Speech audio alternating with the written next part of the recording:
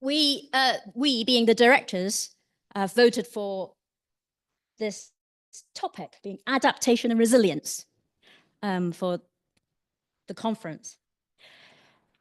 And me being a numpty and of little brain had to look it up and go, oh, what do we talk about?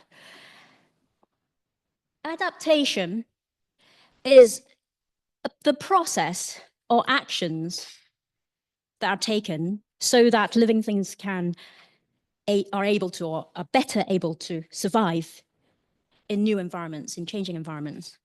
So it's like a transformative process, whether it's reactive, backward-looking, or proactive, forward-looking. Resilience, on the other hand, is the condition or capacity to cope with shocks. So the ability to cope with changes and to recover from the impacts. So it's a bit like shock absorbing, evolving and adapting and transforming, but it's actually the ability to actually absorb that change. So these two words are so closely related that it's almost interchangeable in policy, academia, or even common parlance, but actually they're slightly different. Two sides of the same coin, but slightly different. And they can build or undermine each other. So look further, actually, you think adaptation, that must be good, but actually there's something called the sunk cost effect, which is like, if you put in so much effort and large-scale infrastructure investment into something, say large-scale farming and irrigation system or something, once it's in, even if the rainfall patterns change, whatever, you're very reluctant to abandon the changes made. So it can actually lead to a society become less resilient. Or, for example, putting in lots of flood defenses, it could actually lull people into a false sense of security as well and forget about it. And oh, we've done that already. And that could also decrease resilience by having done certain adaptation measures. But of course, it can also build on it. It can be complementary. And that's what we want, obviously. The concept of resilience and adaptation should be a complementary process. And it should also challenge status quo. While preserving existing structures and ways of being, it actually also transforms at small scale, large scale,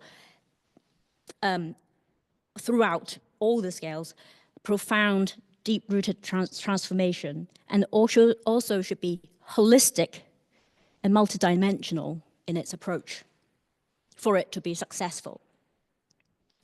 So it should enhance communities, social, human, natural, physical, fiscal capacities to cope and recover from impacts of climate change, biodiversity change, and all of that. So I like to think of it as holistic nurturing. And on that basis, this conference is about that holistic nurturing as much as possible. We can't cover everything in this conference. So today we'll look at it from a nature-based solution point of view. And tomorrow we'll look at it from a community-based solution point of view. So hopefully it'll cover a range of ideas and thoughts. And not doing the whole carbon tunneling thing, you know, and really focus on one thing and forget about something else, which I think as a human species, we tend to do a lot. So to encourage this holistic nurturing and adaptive transformation, we have set up a Slido, which will come up. Thank you. I hope you can join us and tell us what adaptation measures you feel could enhance our resilience that we might not have mentioned as a society, not just the conference, what might have been overlooked and that you think it ought to be more on the radar. We'll review comments that come up throughout the conference later on in the panel discussion, as well as tomorrow, and see what you might have come up with, because that'll be very, very interesting.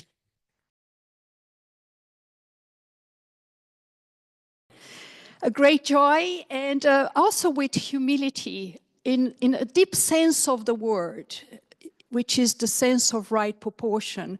If you feel that you're too big, you don't serve the system that you are contributing. If you think that you're too small, also you don't contribute or activate the system. So it's with this aiming to have the right proportion, I'll be sharing some reflections on designing nature-positive, gender-sensitive cities this morning. And my talk will have 3 movements. Do I face here, possibly? Point there. Yeah, 3 movements. Why? Contextualizing. Why? Methodologies, the how, and what if. There will be the 3 movements of my talk. And of course, this conversation happens at the intersection of 2 mega trends informing the world we're living in.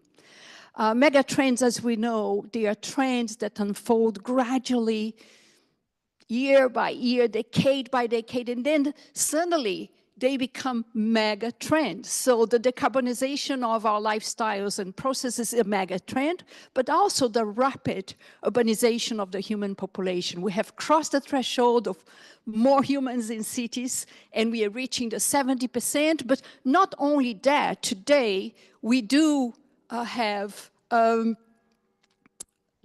about a Paris, equivalent to a Paris every 5 days is built in the world. So we know that cities, we put all the cities together, they cover 4% of the surface of the planet.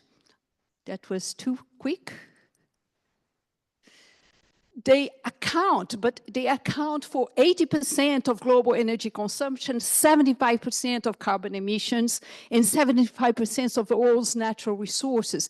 From the 4% that they cover of the surface of the planet, 1.8 to 2 is made of roads and parking lots. That'd be 50% of the built environment. So, but before we enter into this conversation in the intersection between the rapid urbanization and the imperative of the decarbonization, I'd like to invite us to make one decision, one collective decision, and hold 3 awarenesses. I believe these awarenesses are alive in this room of ecological designers. So, the decision is about not using a node map to explore a new territory. What does it mean? It means that despite the fact that our generation is facing a convergence of multiple crises, we are letting go of a problem-solving mindset and instead adopting the notion of potential grounded in the biocultural, spatial uniqueness of place. Problem solving look backwards, potential look forwards. Potential is always grounded in the territory, in a system. For instance, the potential of Leith, where I live in Edinburgh, is not in Western Hales. The potential is always located in the biocultural spatial uniqueness of place. There's always more potential that that is yet to be realized. Therefore, today, I'd like us to invite us to start building this conversation in what is strong, not what is wrong. So that's the decision. Regarding the awarenesses, the first one, I just came back from the UN. I work for the UN system for 2 decades plus now. And we just had the Summit for the Future Summit. And Every time I come back from the UN, I come back pregnant of scenarios. We have so many scenarios ahead of us. If we're going to grow from 1.5 to 1.7, if the sea level is going to be 15 centimeters or 30 centimeters, there's hundreds of scenarios ahead of us projected by big data analysts, climate scientists, think tanks, economists, urbanists, futurists. We have hundreds of scenarios ahead of us, which we can synthesize them in two. Transition is going to happen. Either we're going to design it, or we're going to be victims of it.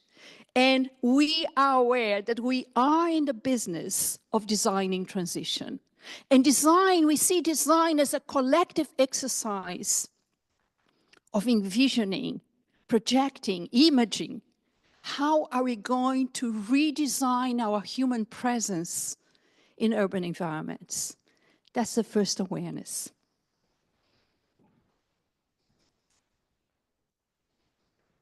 The second one is related to direction of travel. We are aware that sustainability is no longer enough. How can we sustainably bring back what we have already lost? Our lifestyles and linear economies have had a huge impact in the living systems. Therefore, here we are adopting the concept and the practice of regenerative design. That means that bringing more life, more vitality, more viability, which is vitality over time, to every system that we contribute and act upon. Here, by adopting a regenerative mindset and direction of travel, we start working with lifelines, not deadlines. That's the second awareness.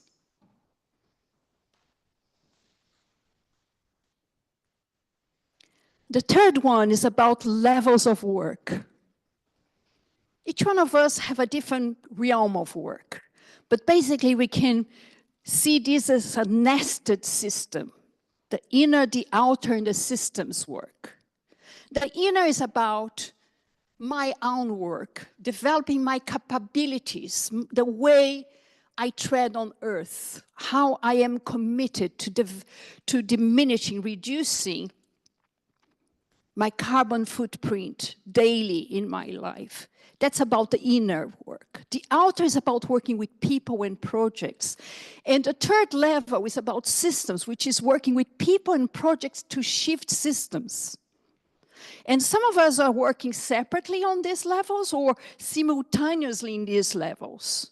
So it's really important as designers or redesigners of our human presence in urban environments that we know which level are we working.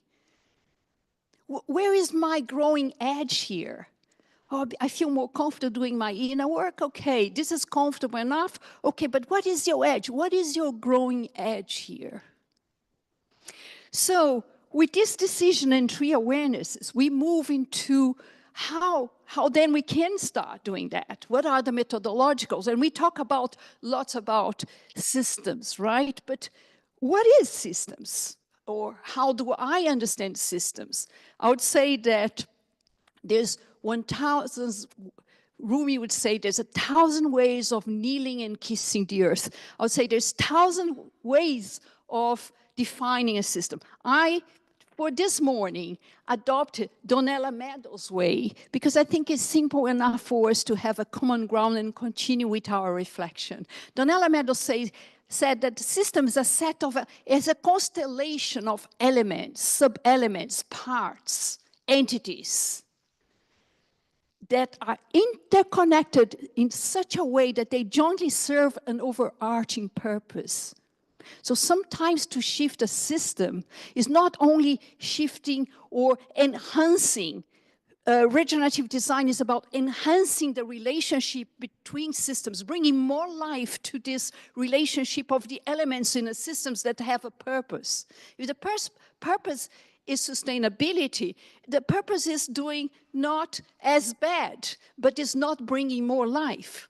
So systems thinking is, in this context, the underlying framework for seeing, naming, describing the relationship between these interconnections.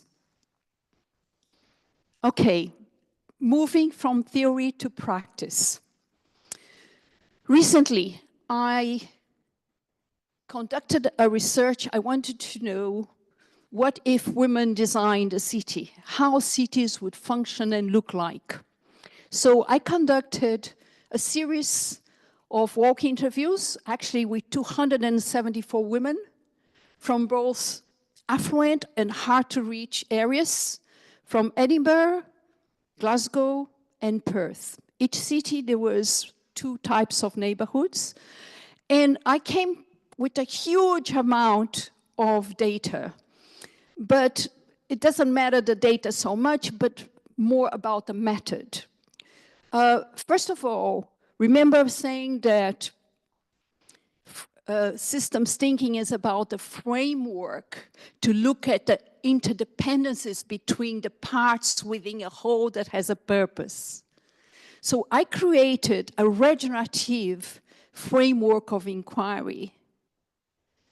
It started, I never wanted a woman to come with a wish list of things for city to work better for them, that somebody else was responsible. The council should do my first, second, third, fourth wish. I really wanted to be in a different way. So the first question was like, what is unique about your neighborhood? So when you start by asking what is unique, you already position the mindset of the person into what is the potential. Following this, okay, so what is the potential that you see in the singularity, in the uniqueness of Wester Hailes, of Drumchapel? Every place has a uniqueness. So from the uniqueness, you build. The potential is always grounded in the uniqueness. So what is the potential you see? And then you have this potential being, expressed, shown, described, more than walk interviews, because it's a trialogue between the researcher and the participants and the place we traverse.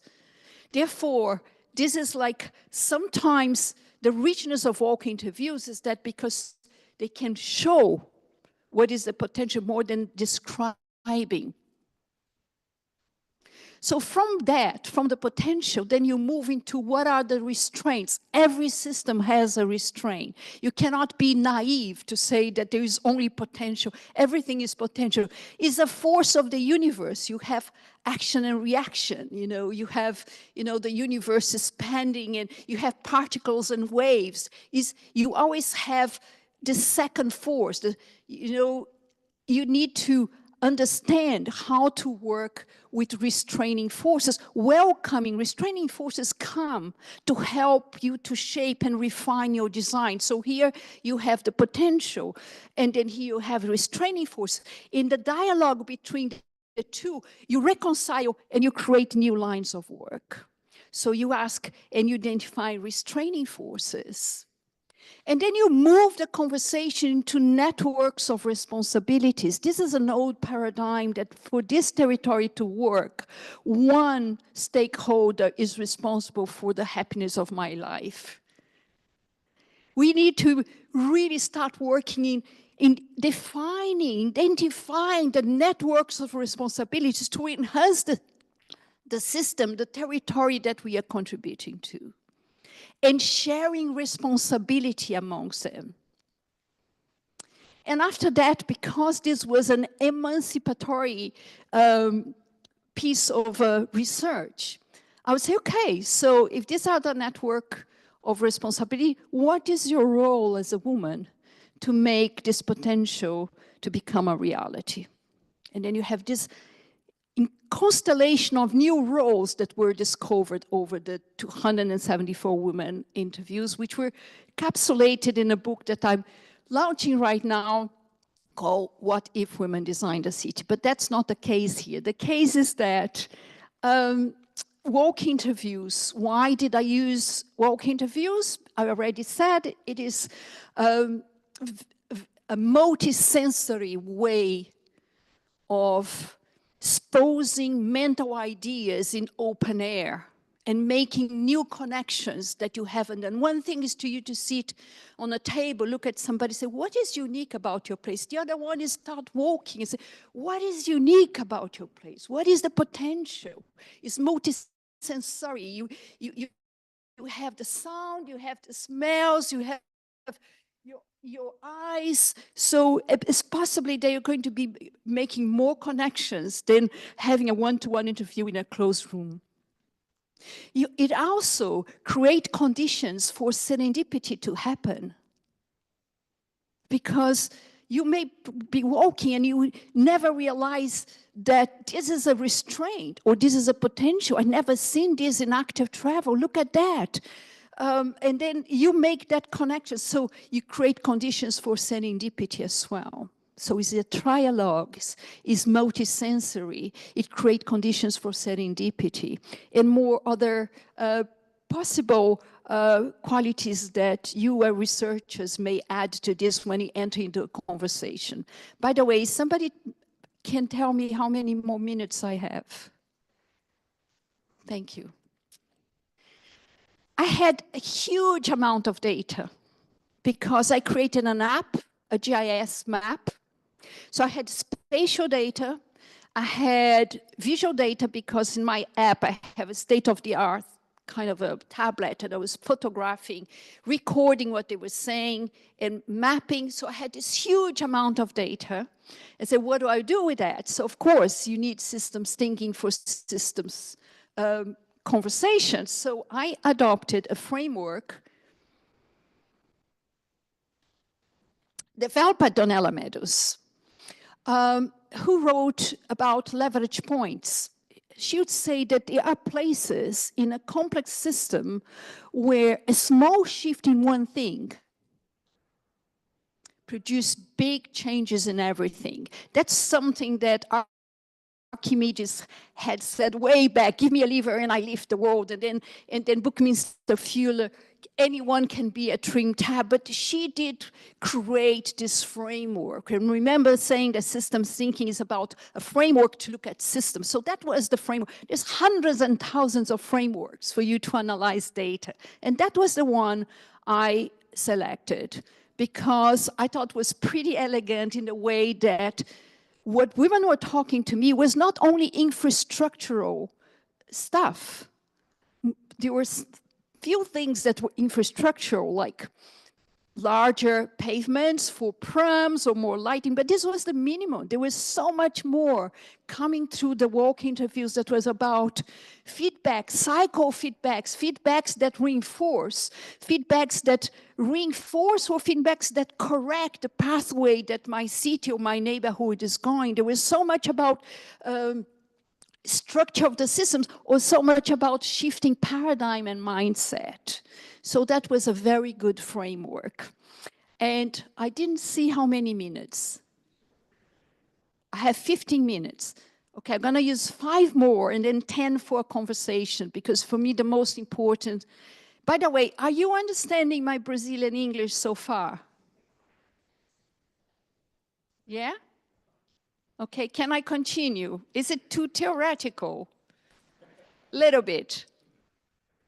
Okay, let's continue. Okay, so I came into 33 leverage points. Of course, this is not a talk about my 33 leverage points, but I selected 3 that I think was somehow important for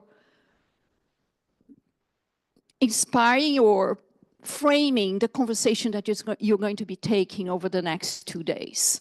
But just to say that the leverage points, they that identified were under 4 thematic areas: sense of place, green space, active travel, and safety. But from the 33 leverage points, I'm going to start, let me just see which one was the first one. Yes, so I would say that if women design the cities would be designed for proximity rather than motorized mobility. And active travel would be encouraged as style of life, as a way of life.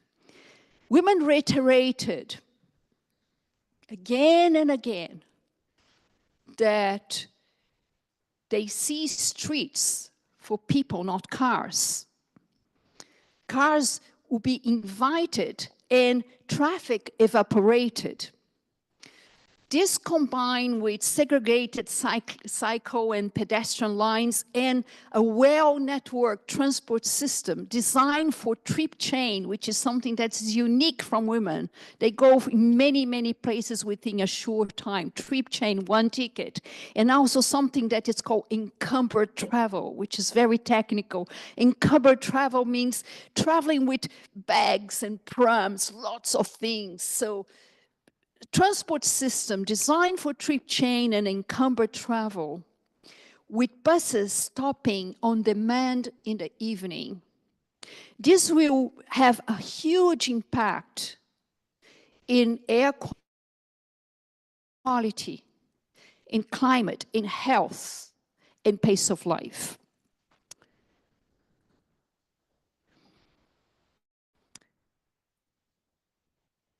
The opening speaker was talking about nurturing. I thought that was very interesting because this leverage point is about changing the name of the departments in different municipalities or councils, from Department of Maintenance to Department of Care. Something about renaming. So there's nothing more powerful from a community than realizing what they care for. When a community realizes what they care for, there is no power bigger than realizing what they care. So this is behind the leverage point of renaming departments of maintenance to Department of Care and distributing the responsibility of caring for a neighborhood, for a place, between all stakeholders, public, private, community, third sector, residents. A Department of Care will involve all the stakeholders in discussions. How can we improve our neighborhood or this aspect of our neighborhood? Doing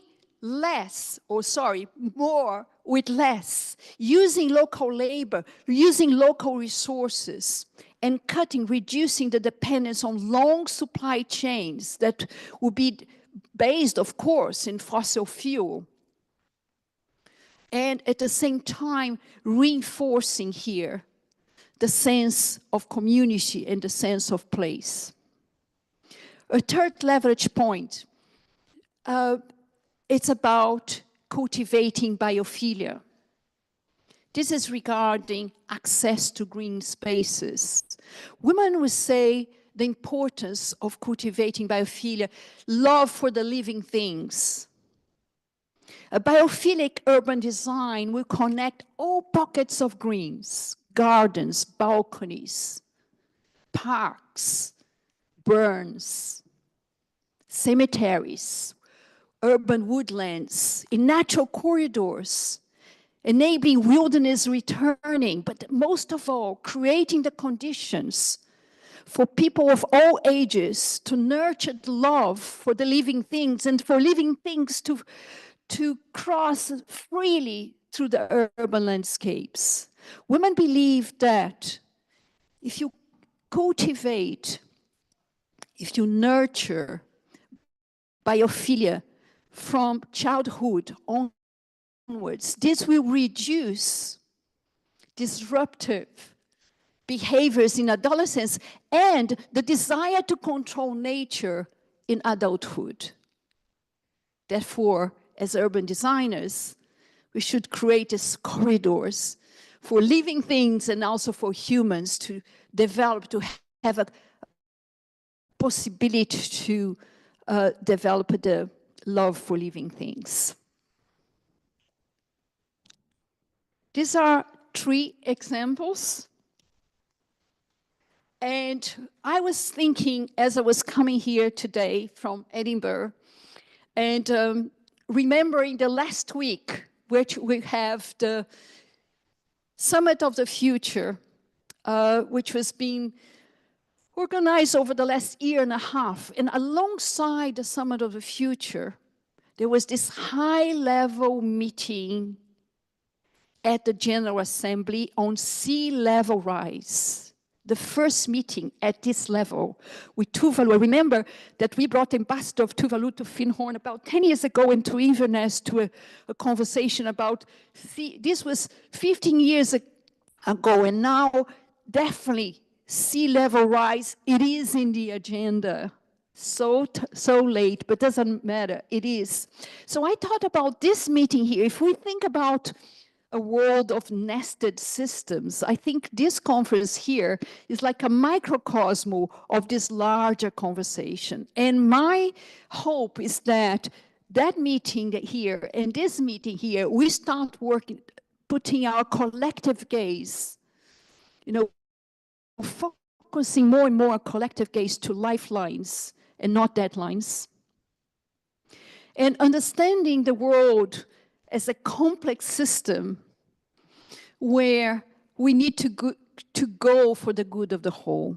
So if we don't have a vision of the future we want to create, we are never going to get there. I hope this conversation over the next 2 days is future-oriented, potential-oriented. And I'll leave you with a quote from Rainer Maria Rilke, who said, "The future needs to enter you much before it happens." So thank you very much for listening. And I think I have possibly 5 minutes for some commentaries or some further reflection, if there are any here.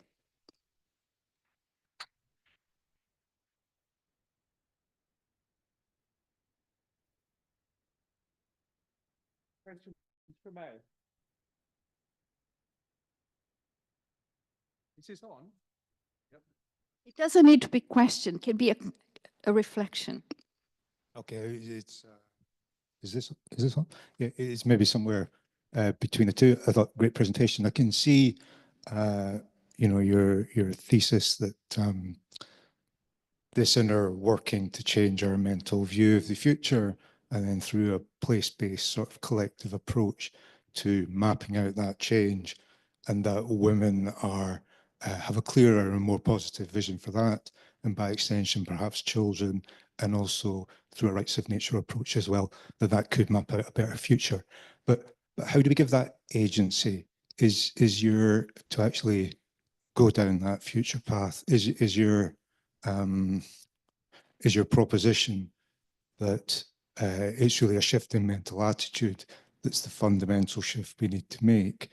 And that thing that Buckminster Fuller said about when you're in a system that isn't working, the most powerful way of changing is to set up a new system that does work and makes the old system redundant. Is it that we're setting up a new mental system? Is that what you're driving at? No, I'm actually working with existing systems, or we're working at the edge between systems, I think. As you know, that when two edges of the systems and not without the system or within the system, and I'll try to explain. When you see two ecosystems when they meet, like forest in savanna in my country, my home country, you have the buffer zone, you have the ecotone, from the Greek, ecology is in tension, because you have the species of the forest, the species of the savanna, and you create in this buffer zone, which is very rich, it creates conditions for the specific species of that area. So in buffer zones, at the edges between systems, you have more potential. That's why there is one concept of, I should have had my talk here, by the way. I felt much more comfortable than there. Rewind.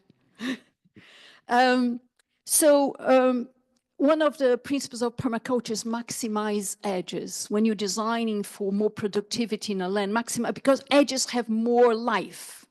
So in this context, I would say, yeah, our work between systems, not, there's some people right now that are prototyping completely the new, like the eco-village transition towns. And then some of them are working here with the UN Habitat, still, you know, putting protocols and agendas and trying to, you know, actually really rearranging the chairs of the Titanic, but they're doing their job here, and you have the prototypes here. In my way of working, I work between the two paradigms, but that's my way. Each one, remember talking about the 3 levels? Some people work with within peoples and projects. Peoples and projects, you may want to be, you know, doing what the C40 cities are doing. The C40 cities are very established. They're working together. They're cutting carbon emissions. They're very official, but they're still working in this paradigm. They are not so much prototyping what the eco-villages are doing or transition towns and things like that. So I work at the edges. Anyone else?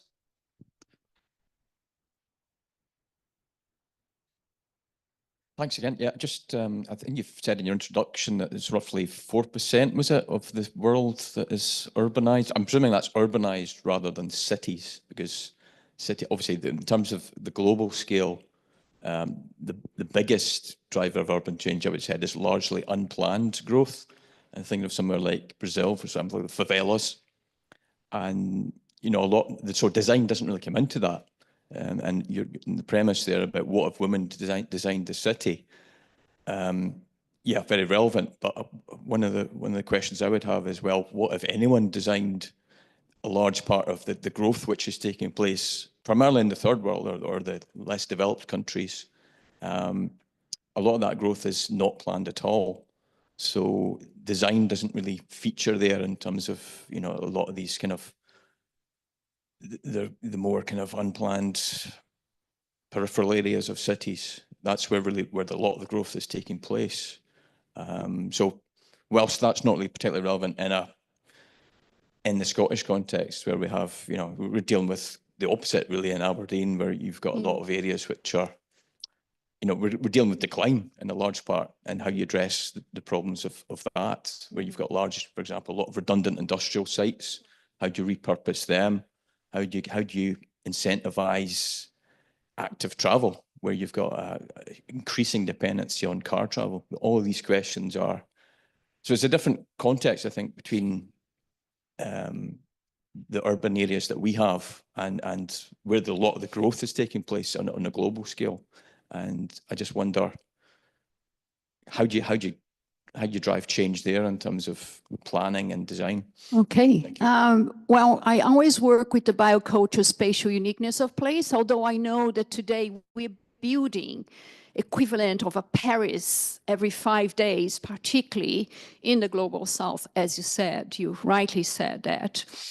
But at the same time, I practice in the south for many years. I'm from São Paulo, megalopolis, and I've been working with, but basically when you work in the global south, people say you're walking with us, because I learn as much as, you know, come there. And with Vila Brasilândia, which is the largest slum community in South America, 135,000 people, and also Rocinha in Rio de Janeiro.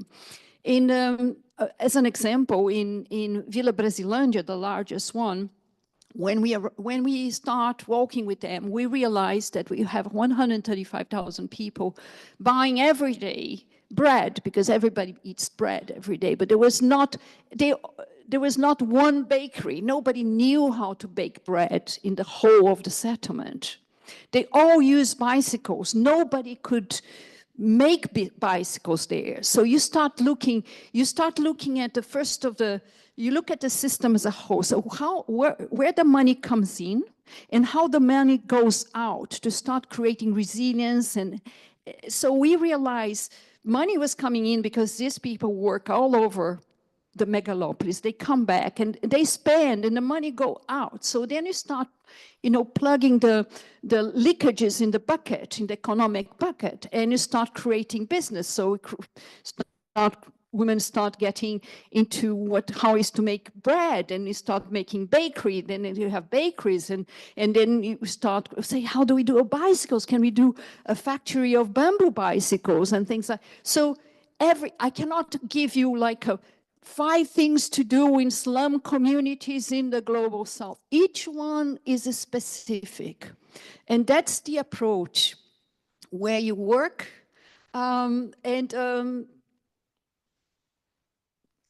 I think that connects the two questions because it's my last piece of, it reminds me, the two questions together reminds me of my teacher at the university, Paulo Freire. I'm not sure how many of you heard about Paulo Freire. He wrote The Pedagogy of the Oppressed. He was fundamental in my journey. And Paulo Freire used to say that every word that we sound, and I sounded many words today here for you, has two aspects. It has an aspect of reflection and an aspect of action. If you use that word, too much emphasizing reflection, that word becomes rhetoric. We should do this, we could do that. But if you also use that word and emphasize only action, I've been part of many social movements and environmental movements that say, let's change reality. Without enough reflection, you just really, you don't go to the deep roots of whatever in the system you want to, bring a new direction. So the work of us as designers or redesigners of our human presence is really to look at how much reflection into action we can balance. And then I'll leave this with you. I think I've already shared many words this morning.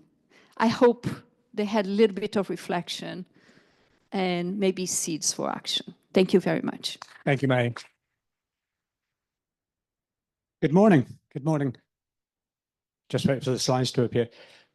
I'll just start by saying many, many thanks to SEDA and to Magda in particular for inviting me along. It's a real delight to be here and to share some thoughts around kinship. I can change the slide. Brilliant. Here we go. Yeah. And I'd also like to thank May for a brilliant opening presentation, and it resonates so much with what I'm going to talk about. Hopefully I can use some of the expressions you talk about here. Yes, if kinship with nature is the answer, and that's a point I've got to in my thinking, then what are the questions? What are the questions we should be asking? And a slight apology, actually. The words at the bottom there should just be my name in a wonderful tree font, which was created by a lady called Katie Holton. I think is American or Irish, or splits between the two. And she's done some absolutely fantastic work on how we can learn from trees. So sorry for the mess at the bottom.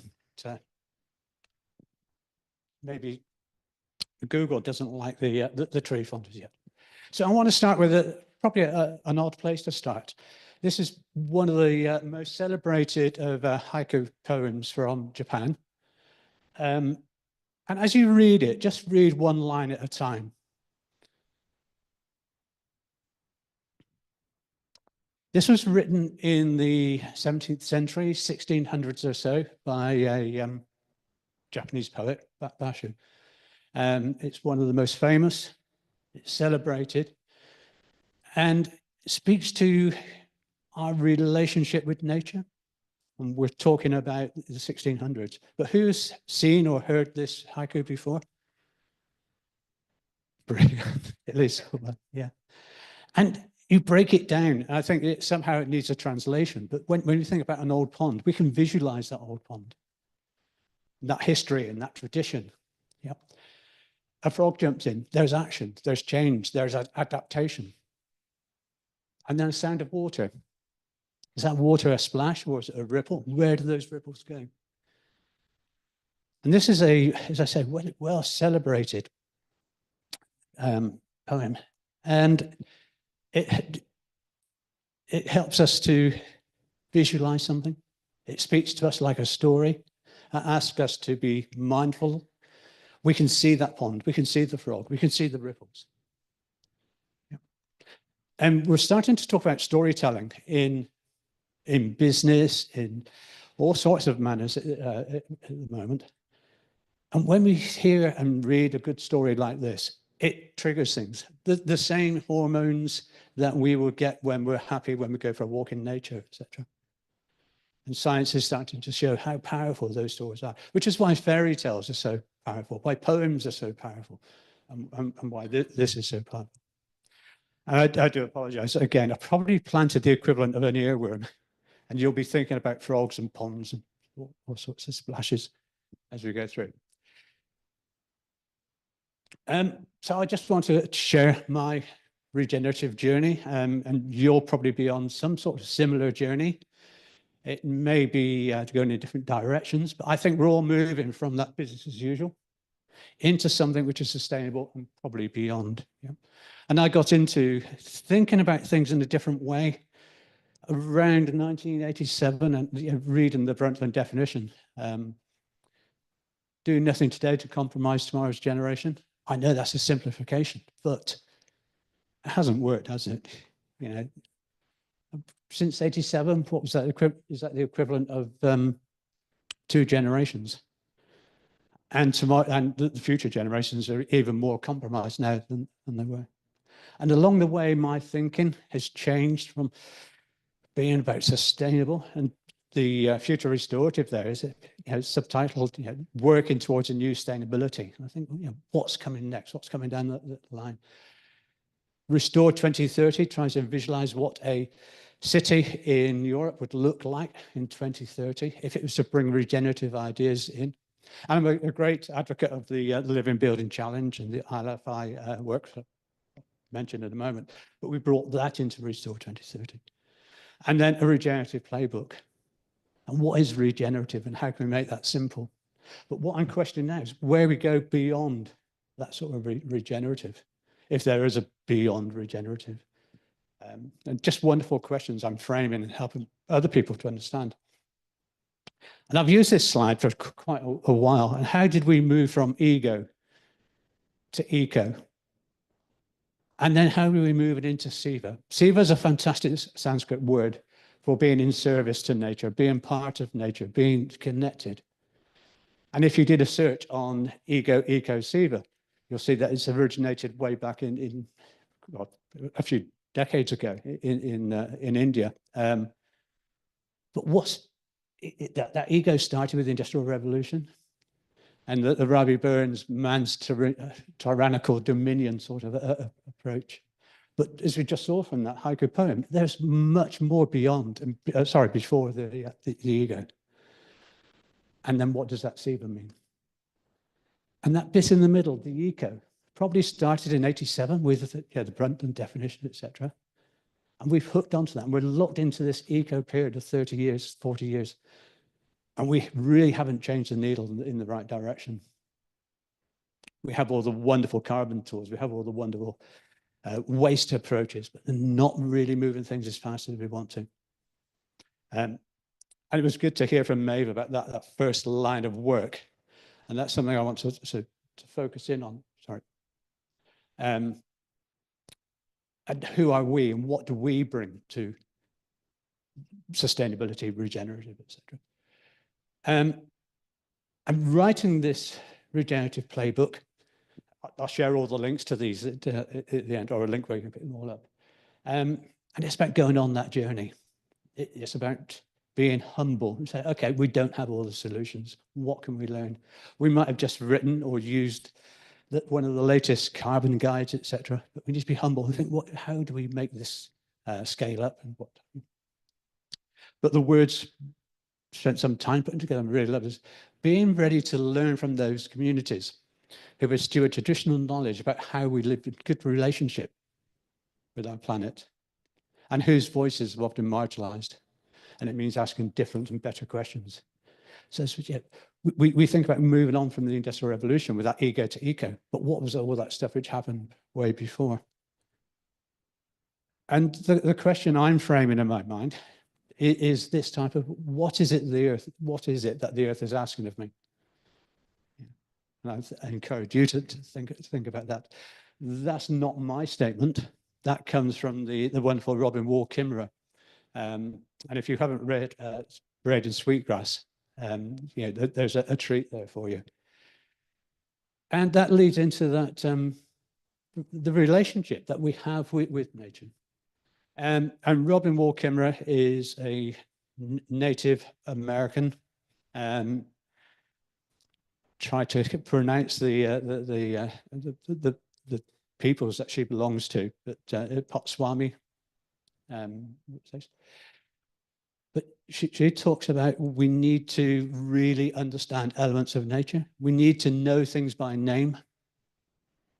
And to call a 1,000-year-old tree it is just completely disrespectful. Yeah. And so she suggested the word key. So we talk about things in nature, the tree, the river, etc., as key rather than it. And I think once you move into that mind frame, the next stage to kin is quite logical. Yeah. And again, from Braden Sweetgrass and other indigenous writings, the idea that that tree could be my grandmother in a current life, and I may well be the deer, or I may well be that blade of grass into the future, just creates that relationship much deeper before us and after us. And that's quite powerful thinking. And that leads into that whole idea of kinship, that we have a better and more deeper understanding with nature. And if we can bring that together into our companies and into our projects, that's where we need to be.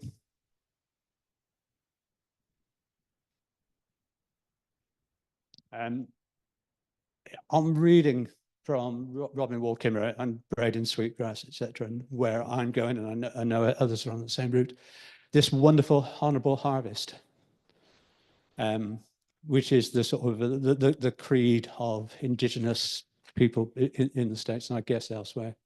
And what if we were all to follow this? Wouldn't it be beautiful to think that to take only what we need and use everything we take?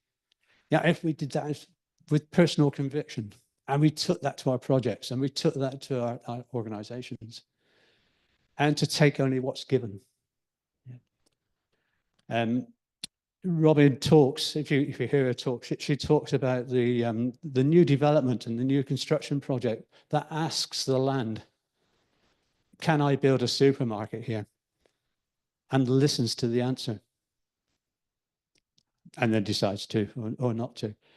And so asking for permission to take that fruit for a harvest, asking for permission before we build something on that land, and then abiding by the answer. I just think this is all very powerful and insightful. And then shaping, my thoughts are shaped by these others. Joanna Macy, in particular, a wonderful Buddhist interpretation of what she calls the regenerative self, or an ecological self. And it's all about the story that's in us. We know what's in us. We just need the opportunity to express it. And she calls it the story of deep kinship. Arne Nasse, ecological philosopher, also about our coexistence, the interbeing aspect. And we're bringing that into the work that I'm doing and others are doing in association around the regenerative self. Who are we? What do we bring? And the chart on the side there is, once we got the regenerative self, we'll never understand it, but once we start questioning it, then we can think about the regenerative organization, the regenerative construction company, the regenerative architect's practice. And then, maybe only then, we can really have powerful regenerative projects, deeply ecological, deeply sustainable projects. And it's all based on that individual, who we are, what we do, how we show up, and what we bring to the projects. These two quotes here are from a adventure, Alistair Humphreys, who's cycled around the world and some wonderful things. But he's moved, and you can see it in his writing, in his books over the time, he's moved in that same direction. And so last year he just said, I'm going to explore an area, I think it was 25 kilometers. Everything I do in terms of adventure, it's going to be within 25 kilometers square of my home, and really get into the place of that. And his book, Local, is absolutely fascinating read of how he visits each ordnance survey square meter, kilometer. And those two quotes there, as the world gets more tech-filled, noisy, distracting, nature, of course, becomes louder. And I think we can also share that. Yeah, sometimes we just want to switch off all those messages, those emails, those WhatsApps, and just go for a walk or sit in a park. And on sitting in a park or whatever, he said, yeah, the good recommendation is you should sit in nature for... That was automatic. You should sit in nature for 20 minutes every day. And if you don't have time for that, you should sit there for an hour. And I think that's good. And that list on the side is sort of things that I just do a quick brainstorm on for myself. Is that finding that stolen time? I think we can all agree our time has been stolen by social media, by messages, by TV, by all sorts of things. And we need to really find that. And then we can start noticing. If I start doing art rather than taking a photo, you know, our phones are probably filled with thousands and thousands of images. But if we start to try and sketch it, however badly, then it sticks in the brain and we get that better connection. Just sit there doing nothing. The whole idea of grounding, work out where you are in that place at that time. And being present. We could talk about mindfulness and all those sorts of things, but it's about being, just being there and spending that time in nature. And there's an expression of atoms of delight, which popped up in another poem. The name escapes at the moment, but I'll share it later. And we all come across these wow moments, those moments of awe. They're sort of atoms of absolute delight, aren't they?